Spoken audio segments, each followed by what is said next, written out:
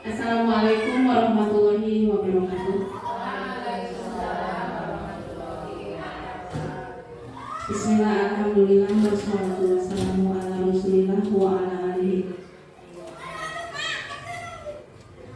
Puji dan syukur kita panjatkan kehadirat Allah Subhanahu wa Ta'ala yang telah memberikan nikmat sehingga kita bisa berkumpul dan diseminasi budaya positif yang cukup sederhana ini. Salawat serta salam semoga selalu tercurah limpahkan kepada junjungan kita Habibana wa Nabiyana Muhammad Sallallahu Alaihi Wasallam. Terima kasih kepada Bapak Kepala Sekolah yang saat ini tidak bisa hadir karena ada kepentingan, yang telah memberikan waktunya kepada saya untuk berdesimilasi di sini. Rekan sejawat yang saya banggakan, yang telah membersamai saya sampai di modul 1.4.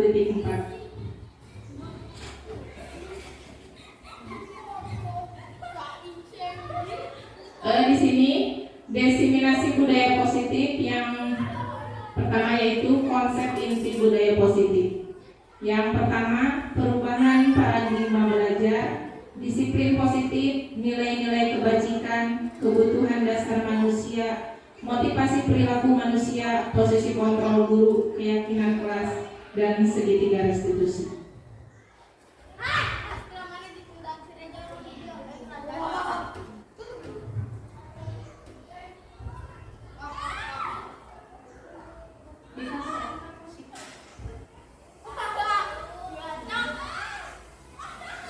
Sebelum ke materi selanjutnya, kita akan menyanyikan sebuah lagu mengenai profil pelajar Pancasila. Boleh ikut semuanya ya?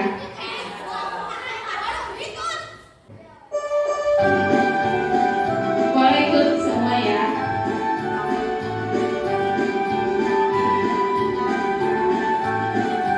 Pelajar Pancasila beriman dan bertakwa pada Tuhan Yang Esa dan berakhlak mulia, berkebinekaan global, gotong royong mandiri, kreatif dan bernalar kritis. Pelajar Pancasila beriman dan bertakwa pada Tuhan Yang Esa dan berakhlak mulia, berkebinekaan global, gotong royong mandiri, kreatif dan bernalar kritis.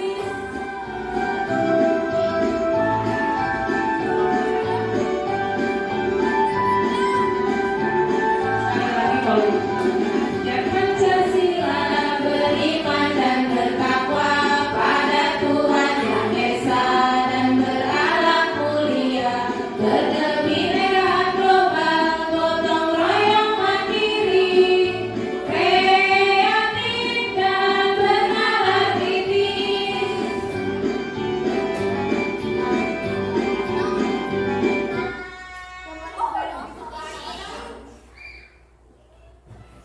Selanjutnya, perubahan paradigma stimulus respon. Sebelumnya kita pernah mendengar istilah student center dan teacher center. Kalau dulu belajar itu pasti menggunakan metode teacher center, yaitu pendidikan atau pembelajaran yang berpusat pada guru. Namun untuk sekarang keinginan dari Ki Hajar Dewantara, pembelajaran itu terjadi dengan istilah student center.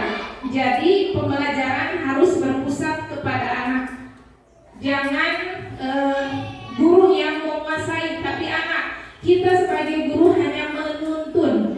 Jadi mau apa seperti anak itu, keinginannya bagaimana, itu yang harus kita terapkan sesuai dengan profil pelajar Pancasila atau yang menurut Ki Hajar Dewantara. Perubahan paradigma, kegiatan kepalan tangan. Coba ibu-ibu kepalkan tangannya. Kepalkan tangannya, buka tangan Anda seolah-olah bayangkan Anda meletakkan sesuatu yang sangat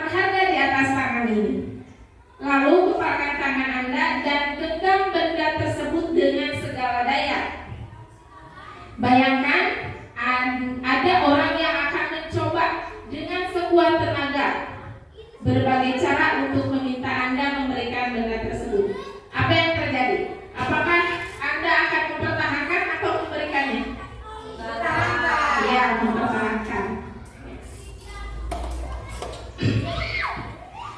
Nah, dari tadi mempertahankan, sekarang kita akan ke miskonsepsi tentang teori kontrol. Bahwa ilusi guru mengontrol murid. Sebenarnya itu hanya ilusi, bukan yang harus diterapkan. Karena itu, karena sebetulnya kita tidak bisa mengontrol murid. Kita tidak tahu apa yang murid inginkan. Yang kedua, ilusi bahwa semua penguatan positif efektif dan bermanfaat. Ilusi bahwa kritik dan membuat rasa bersalah mampu membuatkan karakter. Ilusi bahwa orang dewasa berhak memaksa. Jadi semua itu hanya ilusi. Paradigma stimulus respon kepada pendekatan teori kontrol. Kalau dulu pembelajaran sebelum ada pemikiran Ki Hajar Dewantara, realitas kebutuhan kita itu sama. Jadi kita berpikirnya anak itu membutuhkan pembelajaran atau pendekatan yang sama. Namun menurut Ki Hajar Dewantara melalui teori kontrol, realitas kebutuhan kita itu berbeda. Contohnya anak yang ini misalnya sering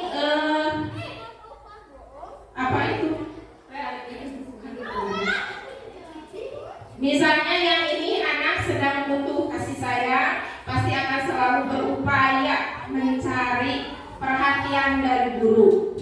Terus kalau yang satunya lagi, kalau saya mah lapar, berarti anak itu menginginkan makan atau ingin istirahat dulu untuk makan. Jadi kebutuhan itu tidak sama. Cara menyampaikan pembelajaran pun tidak sama. Anak ini misalnya pembelajarannya harus seperti apa, kalau yang ini pembelajarannya maunya seperti apa, pasti itu akan berbeda. Semua orang melihat hal yang sama, tapi menurut teori kontrol, setiap orang memiliki gambaran yang berbeda. Pemikiran kita tidak akan bisa sama dengan orang lain, dan kita tidak akan bisa memaksakan, dan itu memang tidak boleh dipaksakan.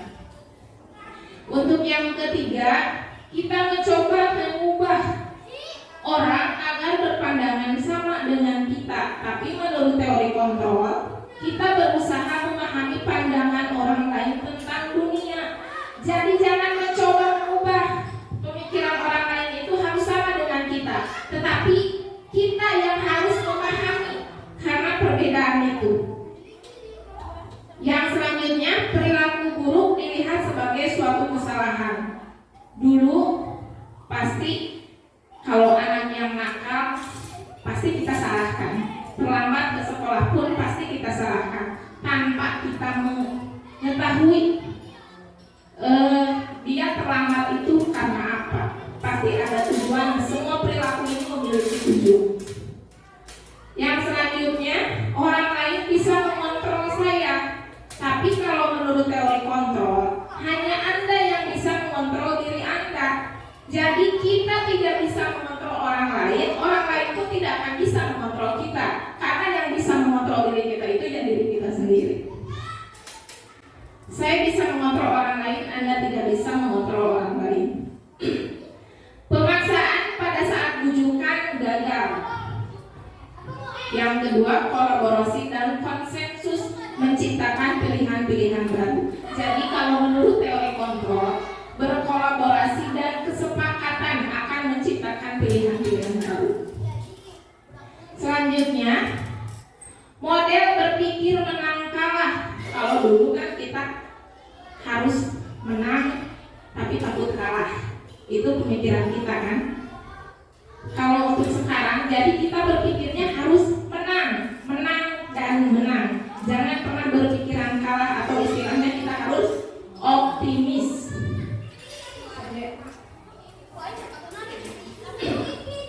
Disiplin positif. Dalam budaya kita, makna kata disiplin telah berubah menjadi sesuatu yang dilakukan seseorang pada orang lain untuk mendapatkan kepatuhan. Kita cenderung menghubungkan kata disiplin dengan ketidaknyamanan. Seperti saat memakai baju seragam, contohnya kan harus lengkap, harus komplit. Pasti pada awal-awalnya kita merasa tidak nyaman, tapi karena disiplin, kebiasaan akan menjadi nyaman. Merupakan salah satu pendekatan disiplin diri yang memampukan seseorang untuk mengontrol perilakunya dalam kesadaran dan bertanggung jawab atas tindakannya sebagai wujud menghormati diri sendiri dan orang lain. Sebagai pendidik, tujuan kita adalah menuntun murid untuk memiliki disiplin diri sehingga mereka berperilaku yang mengacu pada nilai-nilai kebajikan universal dan memiliki motivasi intrinsik. Jadi kita jangan kalau ingin anak disiplin, sebetulnya kalau menurut pemikiran saya Dewantara harus ditanamkan dalam diri, dituntun. Jadi jangan sampai ada ancaman atau perintah yang memaksa, tapi tumbuhkanlah dalam diri anak tersebut itu rasa tanggung jawab agar terciptanya disiplin. Nilai-nilai kebajikan universal. Yang pertama, nilai-nilai kebajikan adalah sifat-sifat positif manusia yang merupakan tujuan mulia yang ingin dicapai setiap individu.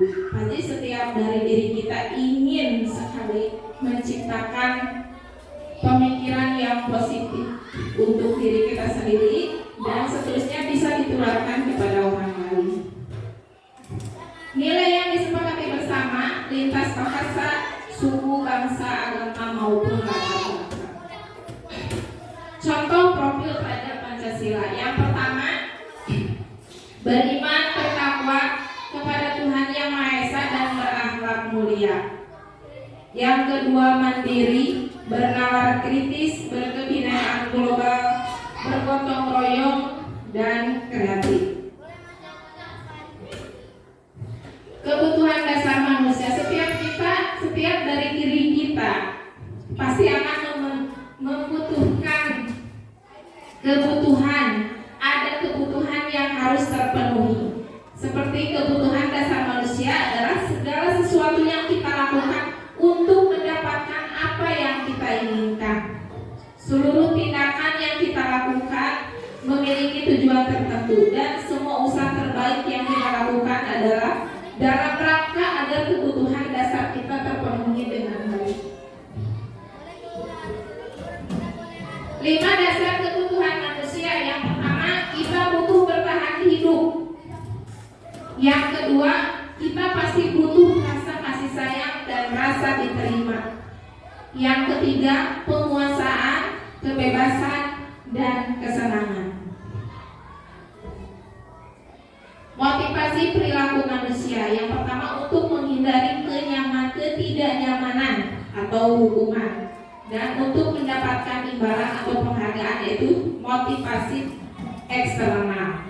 Jadi jangan dididik untuk mengharapkan imbalan. Saya mau mengerjakan ini karena nanti dikasih hadiah sama bu guru.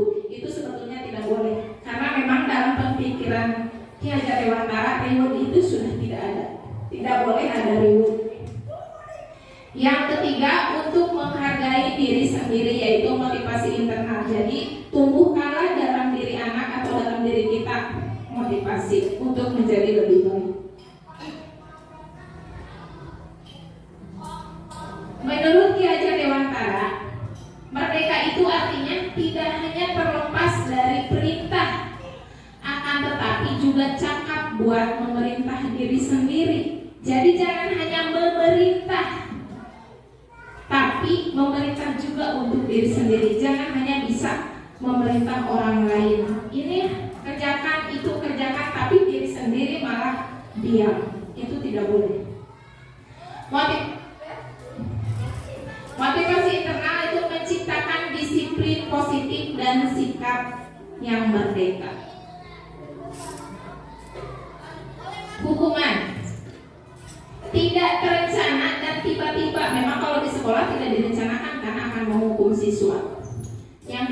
murid tidak tahu apa yang terjadi dan tidak dilibatkan, hukuman bersifat satu arah, berupa hukuman fisik atau psikis. Yang kedua, konsekuensi. Skala konsekuensi itu terencana dan disepakati sesuai peraturan. Murid tetap dibuat tidak nyaman, sikap guru selalu memonitor murid. Yang ketiga adalah restitusi, proses menciptakan kondisi bagi murid untuk memperbaiki kesalahannya. Proses kolaboratif yang mengajarkan murid untuk mencari solusi sendiri. 5 posisi kontrol guru. Yang pertama, sebagai penghukum. Yang kedua, pembuat rasa bersalah. Yang ketiga, teman. Yang keempat, memantau. Atau yang kelima, manajer. Biasanya kita jadi guru itu seperti apa? Penghukumkah? Atau pembuat rasa bersalahkah? Atau temankah? Atau pemantau?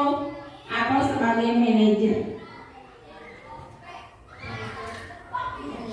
Manajer, karena memang seharusnya guru itu bersikap sebagai manajer, bukan penghukum, bukan pembuat rasa bersalah, tapi kita bisa jadi teman, bisa jadi pemantau, dan lebih bagusnya kita sebagai guru menjadi manajer untuk anak didik kita. Contoh penerapan 5 posisi kontrol guru. Kasusnya, siswa tidak memakai atribut lengkap saat upacara bendera.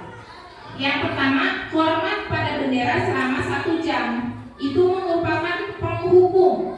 Jika anak tidak patuh, misalnya ada yang tidak mengerjakan PR, ada yang kesiangan, anak tidak lengkap atributnya, tapi dihukum di bawah tiang bendera, itu merupakan itu kita sebagai penghukum. Yang kedua, berapa kali ibu bapak harus memberitahu kamu selalu saja mengecewakan ibu bapak. Itu kontrol sebagai pembuat rasa bersalah. Yang ketiga, ayo dong ikuti aturan sekolah, tolong bantu ibu atau bapak ya sekali ini. Ya sudah, tidak apa-apa, lain kali jangan sampai berbuat seperti ini lagi.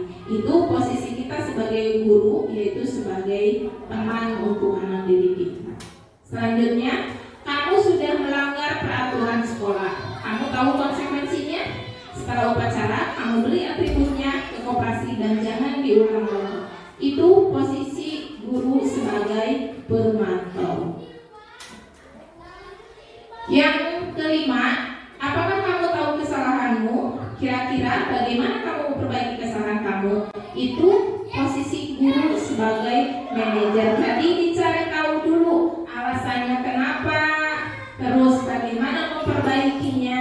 Itu posisi sebagai manajer. Jadi dicari tahu sampai diselesaikan masalahnya. Keyakinan kelas. Selanjutnya, mengapa tidak peraturan saja? Mengapa harus keyakinan kelas?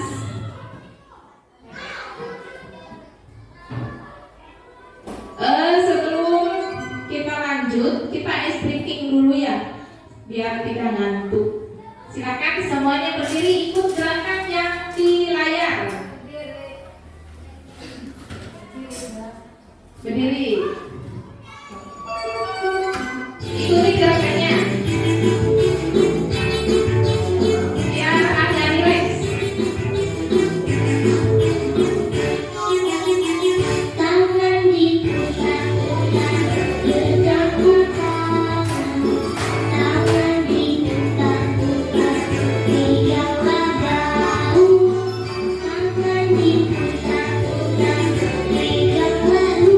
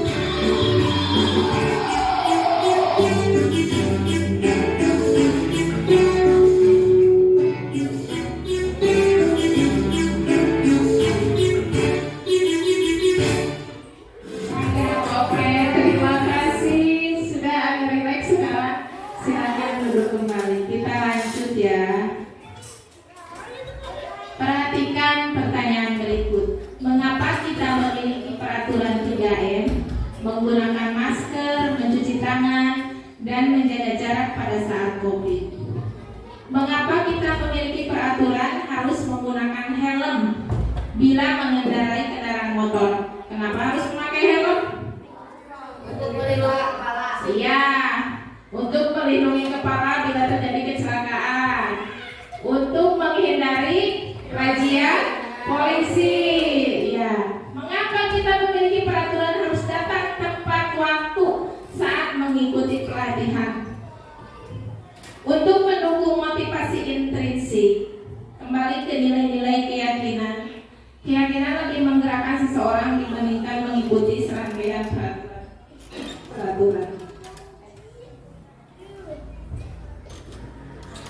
Keyakinan kelas. Keyakinan kelas merupakan salah satu disiplin positif yang dapat untuk diterapkan dalam membangun budaya positif di lingkungan sekolah. Dengan adanya sebuah keyakinan kelas, dalam setiap kelas diharapkan mampu mewujudkan tujuan dari pendidikan yang lebih berorientasi kepada profil pelajar Pancasila. Jadi di setiap kelas itu harusnya bukan lagi tata tertib atau aturan, tapi dibuat keyakinan kelas, dan keyakinan kelas itu meliputi seluruh warga kelas. Jadi anak diikut sertakan untuk membuat keyakinan kelas tersebut. Di sini ada contoh sama-sama kesepakatan kelas, tapi yang mana yang merupakan keyakinan kelas? Kalau nggak untuk yang sebelah kiri, datang tepat waktu mengucapkan salam. Yang kedua, menjaga kebersihan sekolah. Yang ketiga, berdoa sebelum dan sesudah kegiatan. Yang keempat, aktif dalam pembelajaran. Yang kelima, tertib. Untuk gambar yang sebelah kanan, kesepakatan kelas, kami guru dan murid yang saling menyayangi. Kami murid yang semangat belajar. Kami murid yang peduli dengan teman-teman. Dari kedua kesepakatan tersebut, mana yang merupakan keyakinan kelas? Kira-kira yang mana?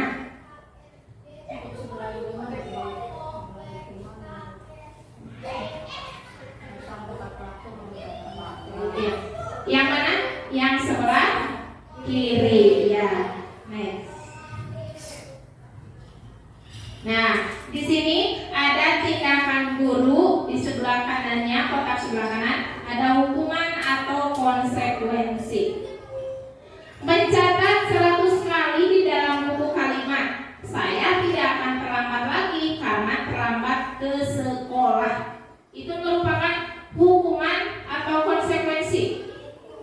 Hukuman, iya. Karena tidak ada korelasinya kan, terlambat ke sekolah, tapi harus mencatat 100 kali di dalam buku.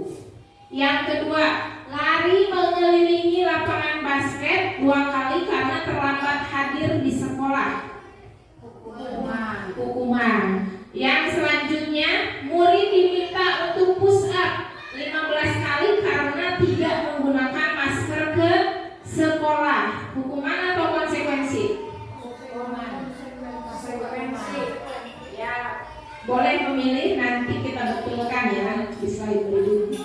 Yang keempat, menggantikan kertas tugas teman yang telah dicoret-coret.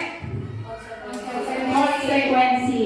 Yang kelima, membersihkan tumpahan air di meja tulis karena tersenggol pada saat belajar. Meminta murid tidak mengenakan sepatu seharian di sekolah karena tidak mengenakan sepatu hitam.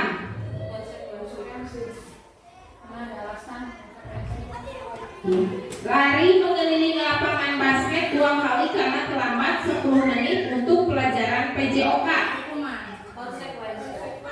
Ya, ada yang menjawab hukuman, ada juga yang menjawab konsekuensi. Kita lihat di slide berikutnya. Nah, ini jawabannya. Mencatat 100 kali di dalam buku merupakan hukuman. Lari mengelilingi lapangan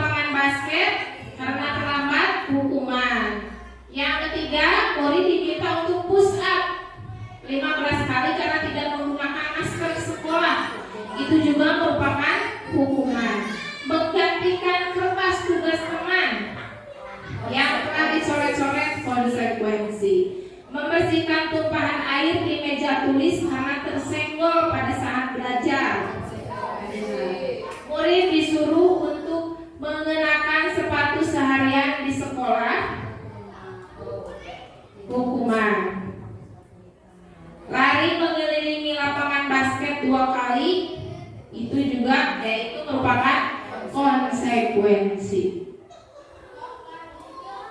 Nah, di sini ada perbedaan hukuman dan konsekuensi. Hukuman, sesuatu yang menyakitkan yang harus terjadi.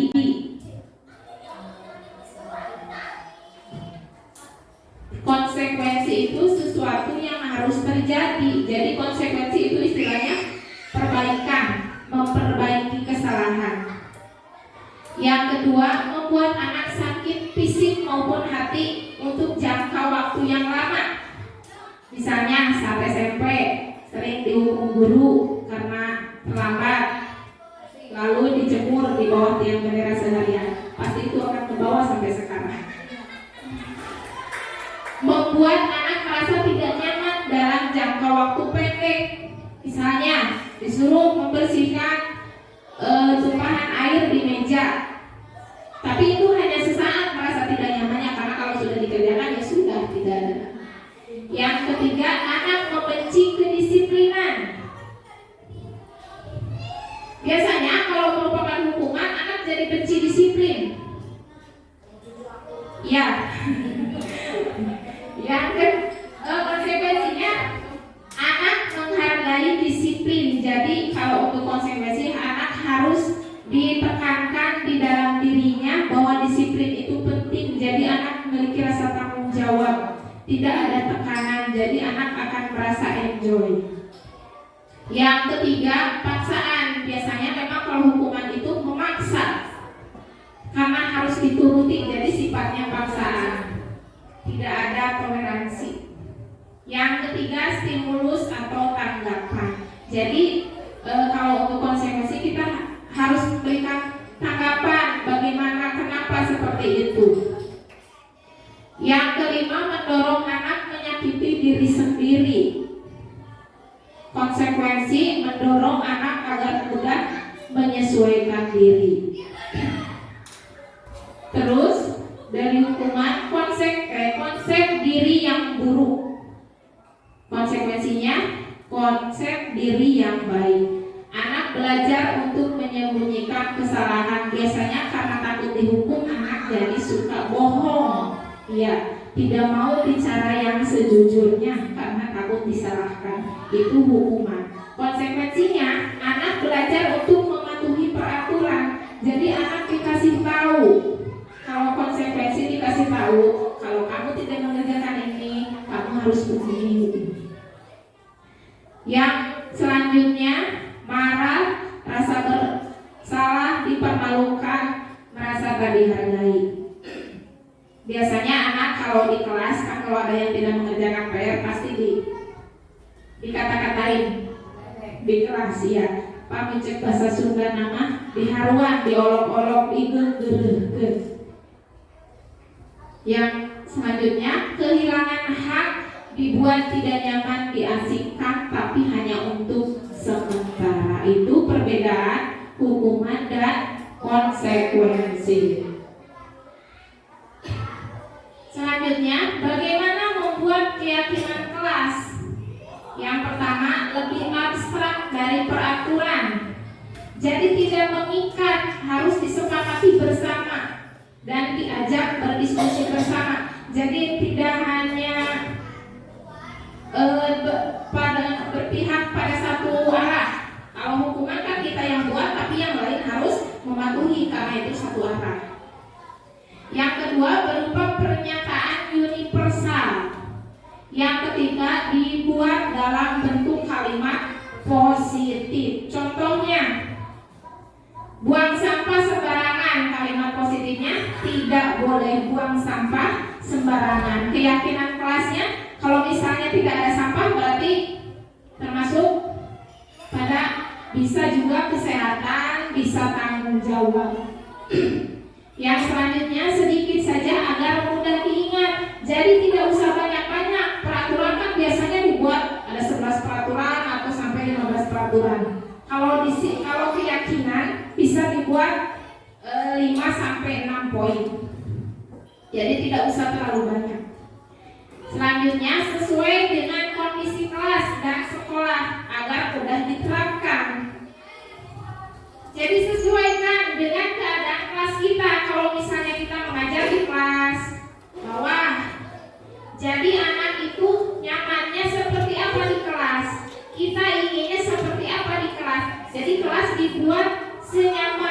yakin dan keyakinan kelas pun bisa ditanyakan kepada siswa. Kalian maunya kelas seperti apa? Misalnya ingin kelas yang bersih, ingin kelas yang rapi, tertib, berarti itu keyakinan kelasnya apa?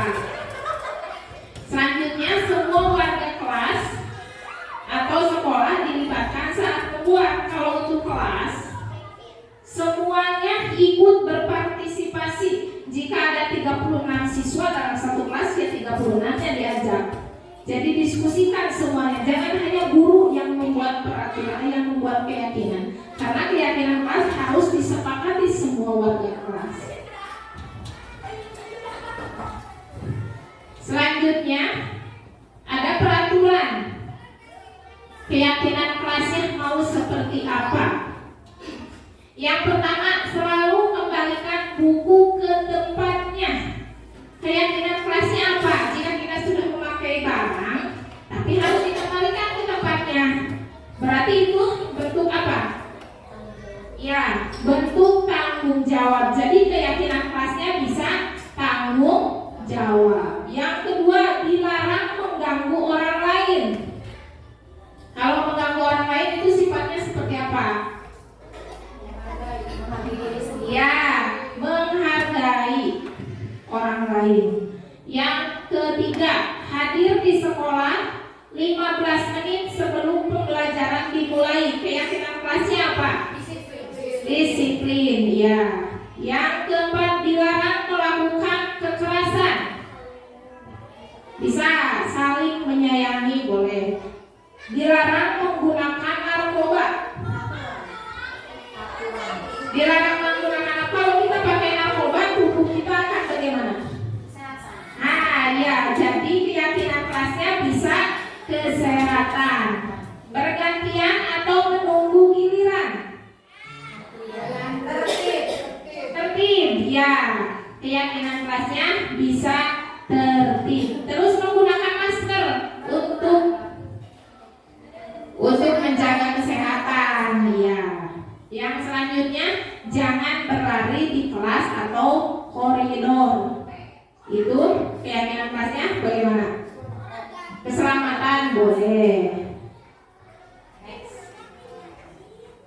Nah, jawaban-jawabannya ada di sini. Tentukan keyakinan dari peraturan berikut. Yang pertama, selalu kembalikan buku ke tempatnya. Keyakinan kelasnya tanggung jawab. Yang kedua, dilarang mengganggu orang lain. Keyakinan kelasnya menghormati orang lain atau menghargai orang lain, boleh. Yang ketiga, hadir di sekolah 15 menit sebelum pembelajaran dimulai. Keyakinan kelasnya menghormati orang lain atau berkomitmen. Dilarang melakukan kekerasan. Keselamatan, menghormati orang lain. Yang selanjutnya, dilarang menggunakan narkoba. Keyakinan kelasnya bisa kesehatan. Yang selanjutnya, bergantian atau menunggu giliran. Keyakinan kelasnya menghormati orang lain, boleh bersabar atau boleh tadi yang dikatakan kuis, tertib. Gunakan masker. Keyakinan kelasnya kesehatan atau bisa juga keselamatan. Jangan berlari di kelas atau koridor. Keselamatan dan keamanan. Selanjutnya, untuk membuat keyakinan kelas itu kita berdiskusi mengenai peraturannya dulu, lalu merumuskan peraturan menjadi keyakinan. Setelah itu tempelkan keyakinan di kelas yang telah disepakati bersama. Nah, selanjutnya segitiga restitusi. Segitiga restitusi itu suatu dialog atau proses dialog yang dijalankan oleh guru agar dapat menghasilkan murid yang mandiri dan bertanggung jawab. Segitiga restitusi itu kita sebagai guru bertindak sebagai manajer. Jadi jika ada anak yang mempunyai masalah, diselesaikan melalui segitiga restitusi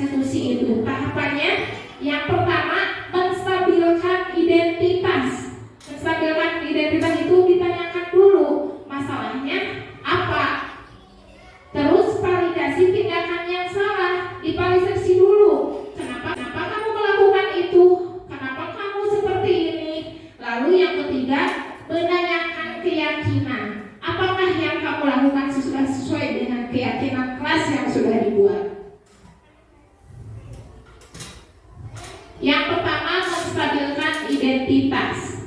Berdasarkan prinsip membuat kesalahan adalah bagian dari proses pembelajaran. Pada menstabilkan identitas, kita bisa bertanya berbuat salah itu wajar. Tidak ada manusia yang sempurna. Ibu atau bapak juga pernah melakukan itu. Ibu juga bapak tidak mau mencari siapa yang salah, tapi ibu bapak ingin mencari solusi dari permasalahan ini. Kamu berhak merasa seperti itu. Ini yang boleh ditanyakan dalam tahap menstabilkan identitas. Validasi tindakan yang salah. Berdasarkan prinsip setiap perilaku berupaya memenuhi suatu kebutuhan tertentu. Biasanya ada yang ingin diperhatikan karena kurang kasih sayang, tidak ada teman yang mau menemaninya, seperti itu. Boleh bertanya seperti ini, kamu pasti punya alasan mengapa melakukan hal itu. Terus, padahal kamu bisa melakukan yang lebih buruk dari ini ya. Kamu patut bangga karena telah melindungi sesuatu yang penting buat kamu. Kamu melakukannya karena mempertahankan sesuatu yang penting bagi kamu. Yang selanjutnya, menanyakan keyakinan. Berdasarkan prinsip teori kontrol bahwa pada dasarnya kita termotivasi secara intrinsik. Apa keyakinan kelas kita? Nilai-nilai apa yang telah disepakati bersama? Seperti apa gambaran sebuah kelas yang ideal menurut kamu? Kamu ingin menjadi orang yang seperti apa? Itu ada dalam tahap menanyakan keyakinan. Selanjutnya ini adalah contoh penyelesaian dari 12 masalah kamu. Contoh penyelesaian masalah dengan segitiga restitusi. Silakan menonton. Saya saat dan juga sering menggunakan jajanan cilok di besok badan saya kan saya emosi.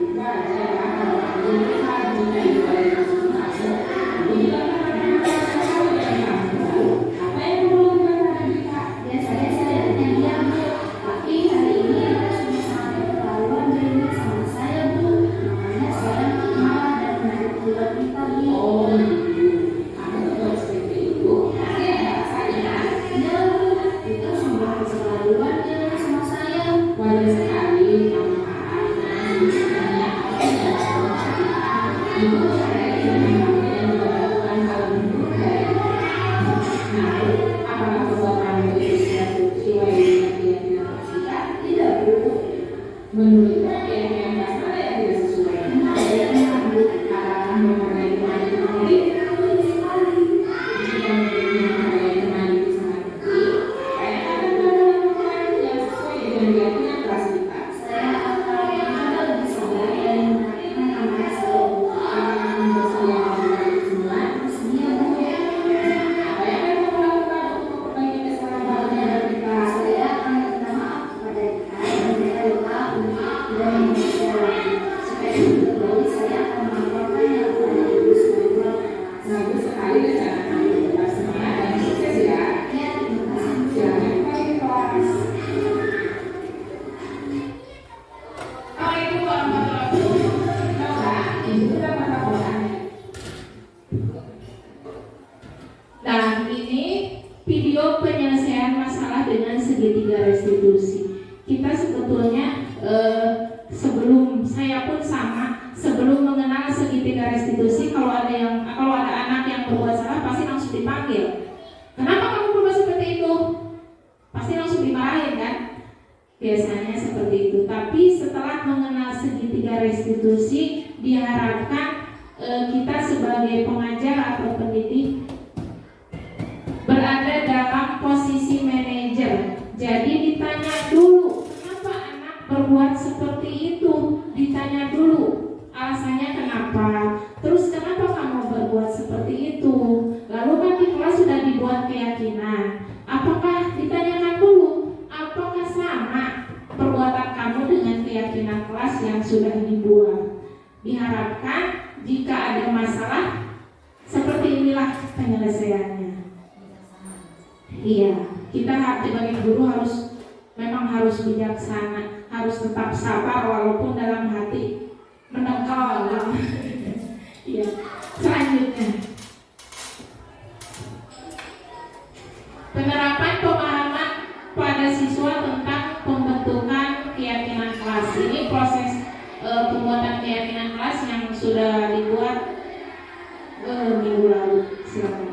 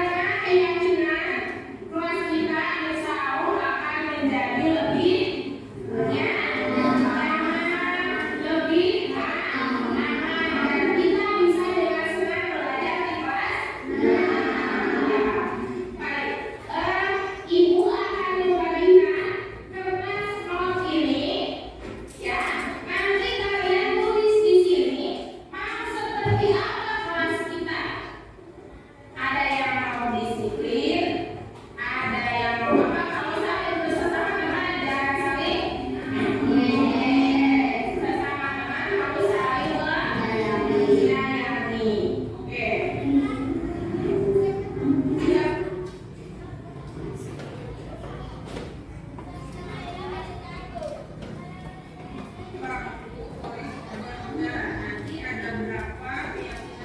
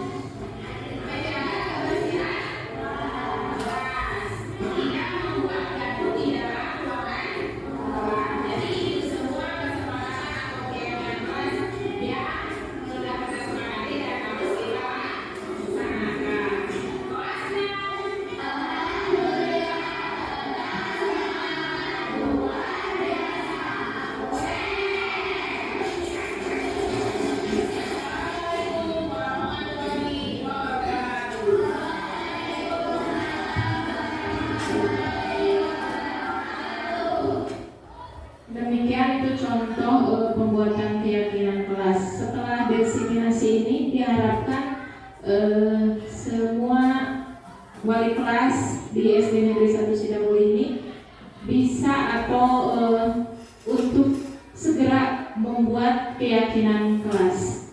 Pasti semuanya bisa dan pasti semua anak antusias untuk membuat keyakinan kelas yang mereka inginkan seperti apa. Untuk selanjutnya next.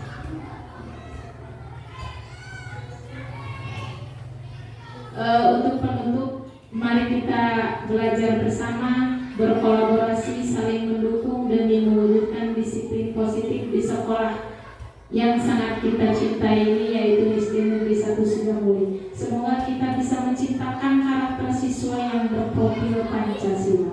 Terima kasih atas waktunya. Assalamualaikum warahmatullahi wabarakatuh.